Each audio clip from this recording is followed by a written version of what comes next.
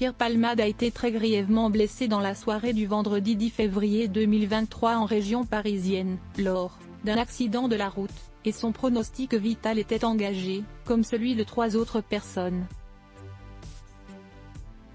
Les faits ont eu lieu sur la D372, dans le sud du département de la Seine-et-Marne, entre Villiers-en-Bière et Perthes. En début de soirée, le comédien et metteur en scène, âgé de 54 ans, se trouvait au volant de son véhicule sur cette route à proximité de la forêt de Fontainebleau, lorsque l'accident a eu lieu.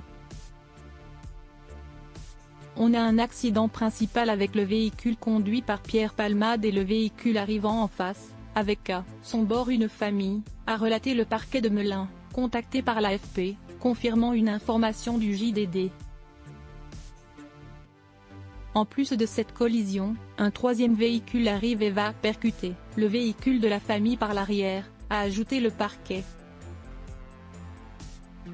Pierre Palmade a été transporté par hélicoptère à l'hôpital, au Kremlin-Bicêtre selon BFM TV, de même qu'une femme enceinte et un homme qui se trouvaient dans le deuxième véhicule.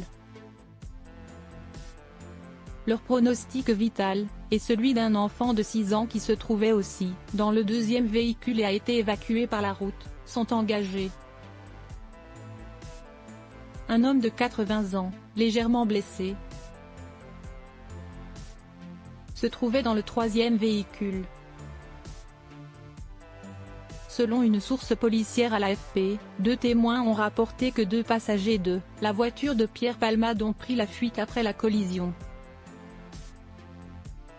Une enquête, ouverte pour blessure involontaire par conducteur ayant entraîné une incapacité de travail supérieure à 3 mois, a été confiée au commissariat de Melun-Val-de-Seine, a précisé le parquet.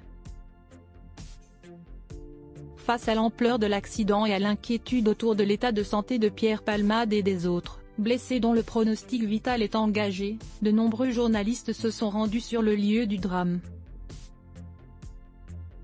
L'un d'eux, travaillant pour le service police-justice de France 2 et France 3, a filmé les voitures impliquées dans l'accident, déplacées sur des dépanneuses. Les images sont impressionnantes. Il ne reste que la carcasse des véhicules.